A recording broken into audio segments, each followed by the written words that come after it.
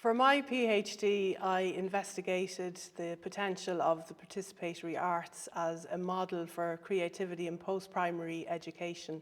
And in doing so, I came up with what's now called the PACE model, Participatory Arts for Creativity in Education. When I set out on doing the research, my aims were twofold. First of all, I wanted to establish how creativity was fostered in the participatory arts. The participatory arts is a field that is renowned for its creativity, and so I was drawn to examining the different practices, principles and processes that are in use and in vogue in that field to see how might they then potentially be utilised to transfer to the formal education sector.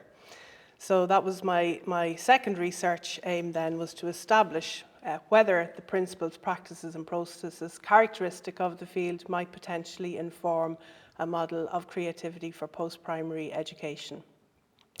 Arising out of those aims then, there were two key research questions.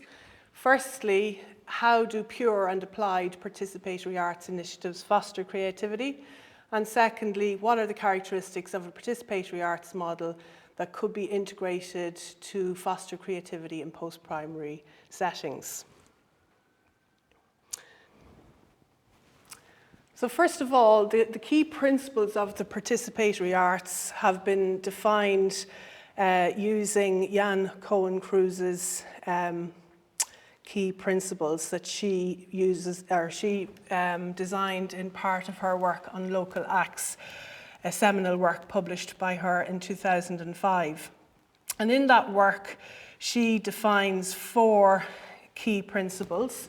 The first is that of a communal context, and by that she refers to the fact that there's a collaboration between professional actors and non-professional participants.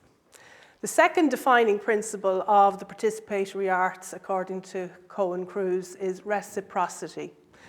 And here, when we talk about that, we're looking at the fact that it's a mutually nourishing relationship between the artists and the participants. The third principle then of the participatory arts is that of hyphenation. And this term is used to refer to the multitude of intentions and aesthetic processes at play in a participatory arts project. So the final key principle then is that of active culture. And here this refers to participants as creators rather than consumers of art. Matarazzo defines participatory art activities as having two key characteristics in common. Firstly, the creation of art, and secondly, the recognition that everyone involved in the artistic act is an artist. So for the last 3 or more decades, creativity has become a fairly predominant feature of educational policies worldwide.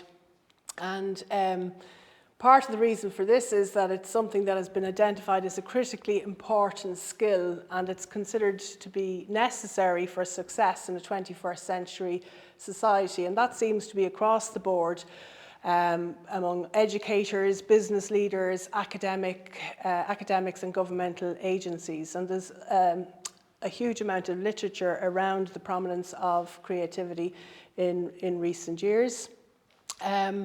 As a result of this, then, there tends to have been a response from governments to include creativity as part of their educational policy. And so we see this in Western countries such as Australia and the US, the UK, in France, Germany and Sweden, but also in several Asian countries, including China, Hong Kong, Japan, South Korea, Taiwan and Singapore. Another big idea that emerges from the literature are the different levels of creativity.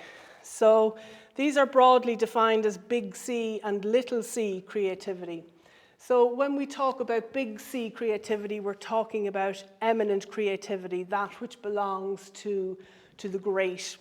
So a lot of the famous composers and artists and so on, like Beethoven or Monet and so on, that you have different levels, and within the big C is that idea almost of genius and of world fame associated with the particular product that they're known for.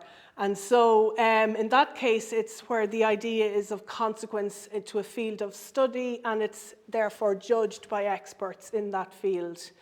Little c, in contrast, then refers to everyday creativity. So the kind of creativity that we're all capable of. And here, the idea is that it's of consequence to the individual at a personal level, and that the creative action can be evaluated by peers and non-experts. And in this instance here, Bowden uses the term P-creative, or psychological, to describe the type of creativity that occurs when individuals have an idea that is new to them personally. So there are two fundamental principles then underpinning the concept of creativity in education. One is that creativity can be developed, and the second one is that all individuals have the potential to be creative. So these are two incredibly important tenets for us to be aware of and to embrace in terms of our study of creativity in the classroom. So, starting with the fostering climates for creativity. On the left here, I have highlighted some of the key things that had emerged from the literature, and on the right then we're looking at some of the responses that came through in the data. So respondents referred to it as a relaxing atmosphere, a nice atmosphere for writing. It did not feel like school. A tutor commented students would not be as relaxed in a school environment. So there was that whole idea of it being a safe and supportive atmosphere. It was also described in ways that could be seen as how it was a place where there was high challenge but low threat. So for example, one of the fighting words tutors here says, I think the break from formal school, where students are not in a top-down educational environment, working often one-on-one with people who are not necessarily teachers, allows them to collaborate with tutors in a more relaxed fashion than they might with their normal teacher. In terms of high energy and low tension, one of the founders refers to the collective start. He says, I think it rids it of a lot of its terror, and it's, dare I say it, fun. So that idea that there's that kind of fun, high energy, them working together collectively, but in a way that's not in any way threatening, or no particular tension associated with it. And again, that idea of fun and challenging it, we're doing it in a fun way. When we spoke about what we would do here, yes, it was with a serious endeavour in mind, creative writing, but condition number one was it would have to be fun, and it is. Then in terms of that freedom to express themselves, some of the students referred to about how they had the confidence to speak out, having my say, being able to share my ideas. So here I just have a summary chart of the findings from the fighting words in relation to facilitating climates for creativity. And all of the points that are listed here really summarise the key findings from the literature. And what we're saying is that the fighting words model has evidenced that it has affirmed that each of these things are present in the fighting words model. And in addition to those that have been affirmed, in the white font, we see new factors that emerged that hadn't been reviewed in the literature. So, for example, the need for stimulation and inspiration from the outset. That was something that came across very strongly in relation to that collective start that we've mentioned a few times. And the freedom to make mistakes and to be creative was something that also emerged there.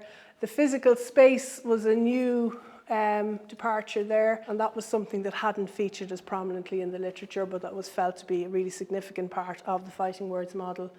And then the partnership aspect was affirmed again, where fighting words partner with a wide range, as well as partnering with the schools, they also partner with a wide range of different organisations in arts and media and theatre and film production, etc.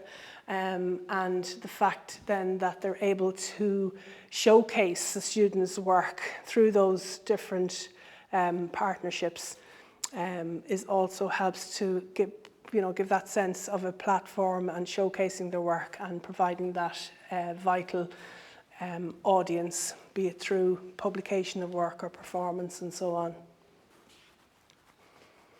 So moving on to the final aspect then, which is the beneficial outcomes.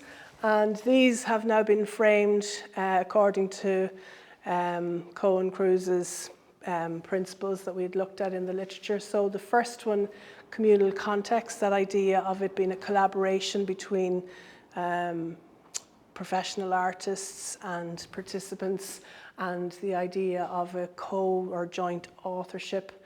In the case of Fighting Words, if anything, that idea of a joint authorship isn't necessarily there, in that there's a strong emphasis on it, the participants being the authors themselves. But nevertheless, the role of the volunteer tutors, the role of the professional writers and editors who work with them is also extremely important and is acknowledged. It's just, I suppose, because maybe it's an applied model, that you don't necessarily have that strict joint ownership that you might have in other participatory arts practices. So in terms of reciprocity, that's that idea of it being a mutually advantageous arrangement where it benefits both the artist and the participants. That's also in evidence here in the Fighting Words model. In terms of the benefits for the students, one of the things was the fact that it gave them that platform for voice, and it gave them that validation that their work was being read by other people. They could see it literally in the books shop, on the bookshelves next to famous authors. So that kind of public visibility was something that was very important for them. And then in terms of benefits for the artists, or the volunteer tutors and the writers, some of them commented that it was as enjoyable for the volunteers as they are for the students. And one of them commented here that anytime I volunteer with Fighting Words, I leave feeling hugely energised, and it puts me in good humour. She referred to as well how you don't think of the stresses and worries that you might have in everyday life. It's really beneficial personally. So there was that sense of escapism and a sense of fulfilment and reward for the tutors as well. Hyphenation then is that idea that the participatory arts practices have that kind of a dual purpose, that there's a further agenda beyond the artistic pursuit. And here we see Sean Love, one of the Fighting Words founders, talking explicitly about that. He says that our aim is to help young people to discover and harness the power of their own imaginations and creative writing skills. At its core, Fighting Words is also about something much broader and more inclusive. It's about using the creative practices of writing and storytelling to strengthen our children and teenagers from a wide range of backgrounds to be resilient, creative and successful shapers of their own lives. So we see that underneath that goal of that artistic, creative writing agenda, there's also that thing of developing self-confidence and resilience and encouraging young people to participate in that way. And the final category then is that of active culture, and this is one where we talk about the participants as being creators of art rather than consumers of it. And it's also very much ties in with the whole notion of little c creativity, and that idea that everybody has the potential to be creative and that everybody can be an artist in some shape or form. So one of the tutors comments that everything centres on the student. They come up with the ideas, they decide what is good enough, what is worth including, excluding or editing. They set their own standards. And one of the the students themselves makes the observation that anybody can write a story.